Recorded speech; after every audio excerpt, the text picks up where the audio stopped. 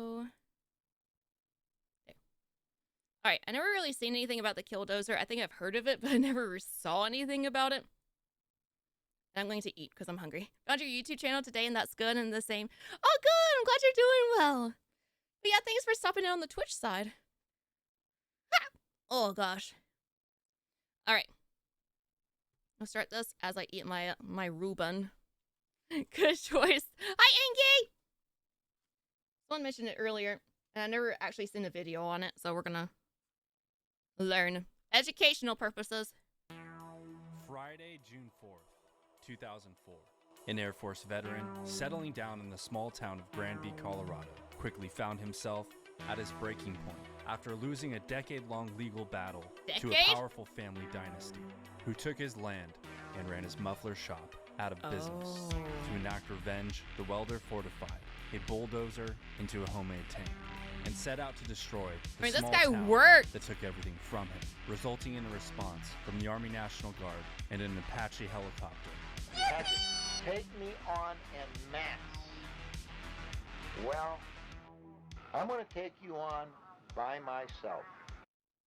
Is this a video game? This sounds like a video game. The music was banging, heck yeah. And just a reminder, sound alerts are off. So please do not waste your biddies or anything on those. And no Tangia.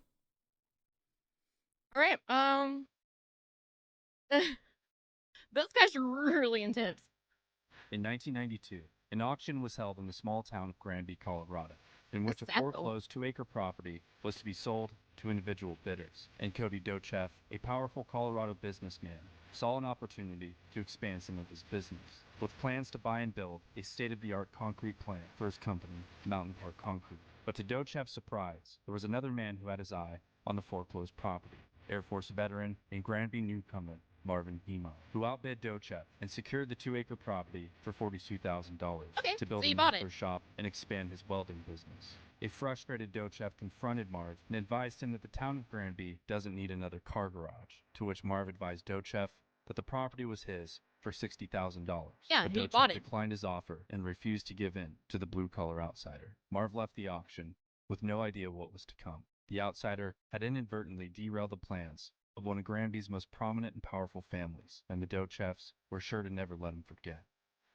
By the late summer of 1992, Marvin Heemeyer settled in to his new hometown of Granby. He renovated the 2-acre property and built a large warehouse to serve as his body shop. And shortly after, Mountain View Mufflers was officially open for Mountain business. View His Muffler. neighbors at Mountain Park Concrete weren't too pleased. Among them, Cody Dochev. And in the months to follow, the Dochev secured a loan and offered Marv $250,000 for the 2-acre property. Oh my Marv gosh. reportedly raised the price to $375,000 and again to $1 million. Further That agitating desperate? the Dochevs. A few weeks later, Marv received a letter from the town of Granby informing him that his property sewage wasn't up to code. He assumed the problem wouldn't take much work and inquired on how and where to hook up his sewage lines.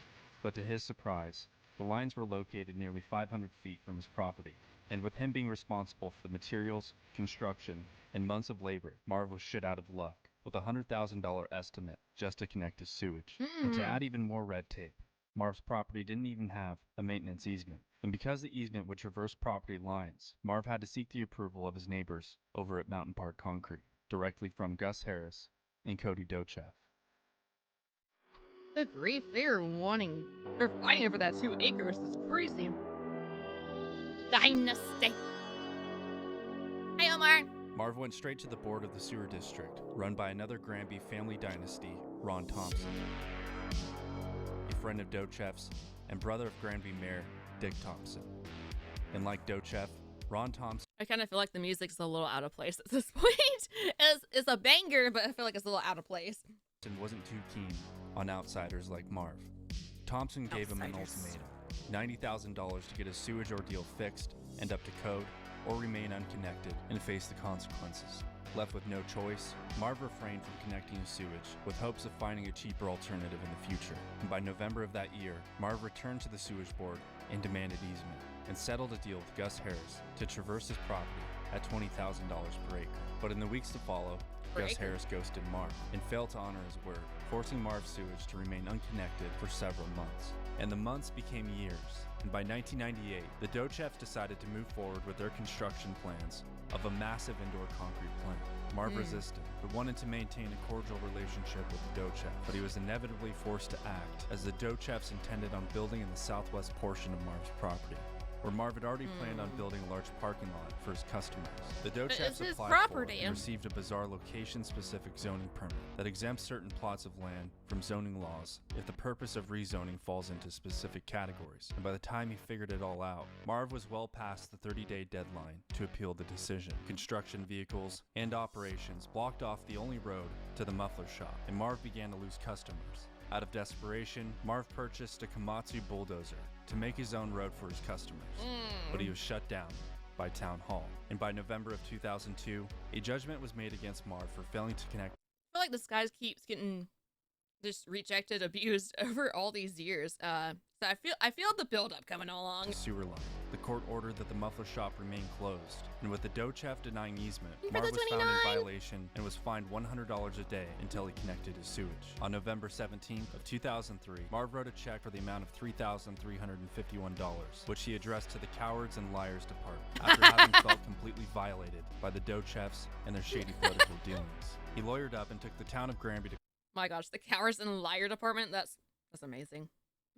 court, but failed yet again and was punished for it, as the town turned around and reimposed additional fines of up to $1,000 for leaving abandoned vehicles on the rezoned property.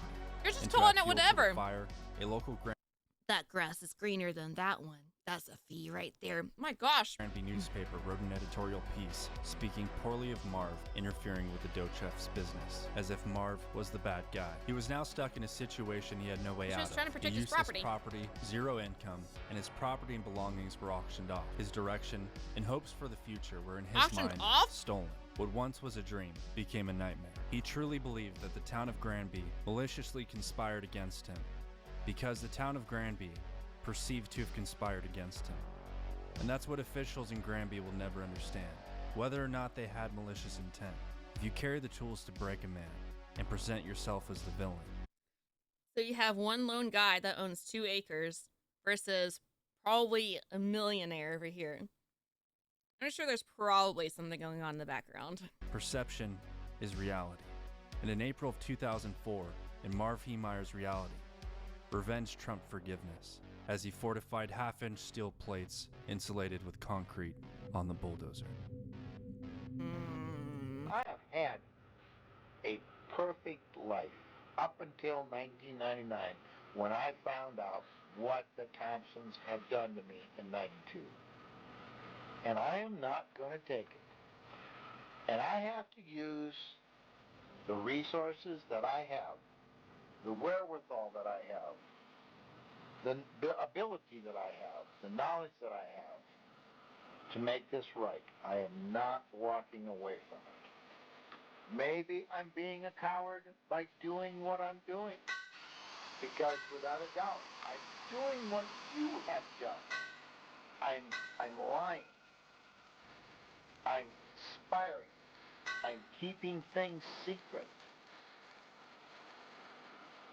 And it's going to happen. If I would have been married, had a family, things may have gone different. This guy's got nothing to lose, basically, at this point. That's what he's saying. But God built for this job. You had to take me on at max. Well, I'm going to take you on by myself. What is that speech? Oh my gosh. It's almost giving me I'm not sure, Joker vibes in a way. I mean, this guy, poor guy's been abused this whole time. Fighting by himself against the city, whatever, probably county, whatever. He owns the property, and they keep finding him stuff for it. Just let the man live. Who cares? If it's working fine without the sewage things, whatever. It's his property. Let him have it. Do whatever he wants.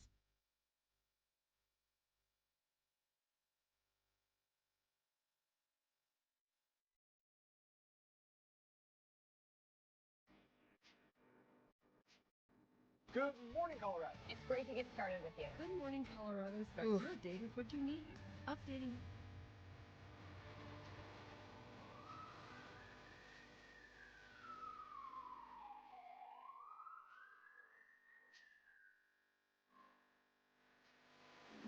Maria, can you take us through it chronologically so people get a sense? I know it all started about 3 o'clock this afternoon. That's Where did it crazy. begin, you know? Marv took the dozer straight through the Mountain Park concrete plant. His arch nemesis Cody Dochev tried to stop the onslaught by ramming Marv's Killdozer with a wheel tractor scraper, but retreated once Marv opened fire through one of 3 gun ports installed on the Killdozer. He had guns in there too? Once the concrete plant was successfully demolished, he moved on to Town Hall. Oh. Oh. Next, Wish the camera was a little bit more still. Just seeing it in action happening, it's so creepy. Like I don't know the right word for it. Maybe like it's just I guess surreal that that's happening. Yeah, no, I wouldn't try to be in that guy's way. I'd be out of the way. No, thank you. he destroyed the He Grand actually gave people the time to get out of the way. Never shot at people, I don't think. I guess he was just more concerned about the people who hurt him, I guess, so to speak. He didn't want to kill anyone, just basically demolition. Okay. Apparently he had, I guess he's like a protection thing for the pew-pews inside of his tank at this point. He never hurt a civilian. Okay, that makes me a lot happier then. A lot happier. Hi, Boyle. newspaper office that slandered his name.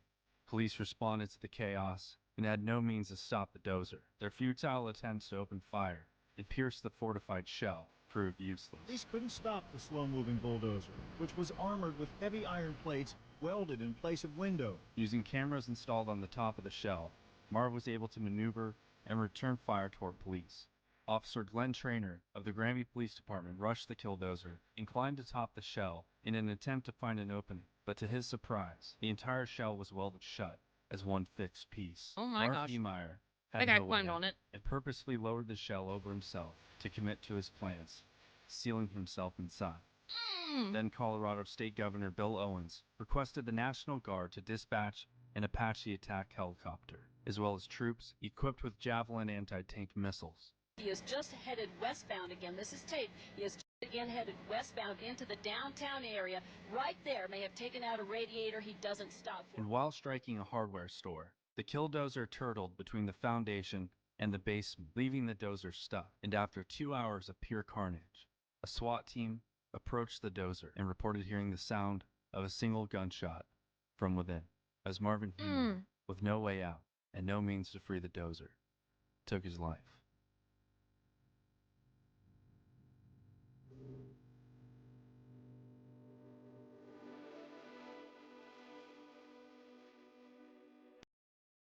That kind of makes me so sad. That really just makes me sad. A guy's just driven to insanity for years over something that he purchased and he owned. And then just to do a fight back thing. It feels weird talking about this like IRL stuff, but like he got pushed so much, went this far. You know how long I wonder he took to weld all that together, the pieces, and have some way to shell it over himself on it? And then after you feel like you accomplished what you wanted to do, just ended it there. Oh, that's so sad. Yeah, that's the thing. He didn't hurt any civilians. He didn't hurt a single person. I don't really have any words, really. It's just very sad that this person was driven to that extreme, you know? After hours of trial and error, authorities were able to break open the shell using an oxyacetylene cutting torch and recovered Marvin Heemeyer's body. at approximately 2 a.m.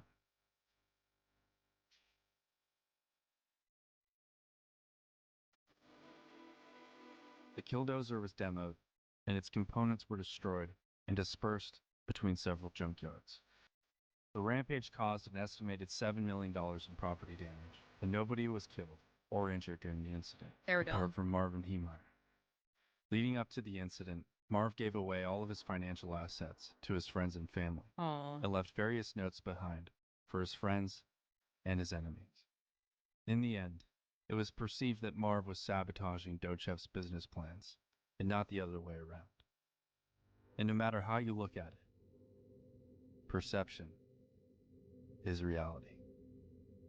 And just the fact that the preparation stage, as in like from everything, like, hey, I have hey, just give everything away.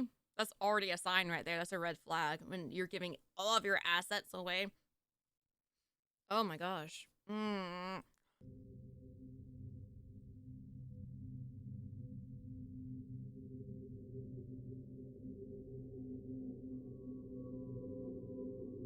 Ugh.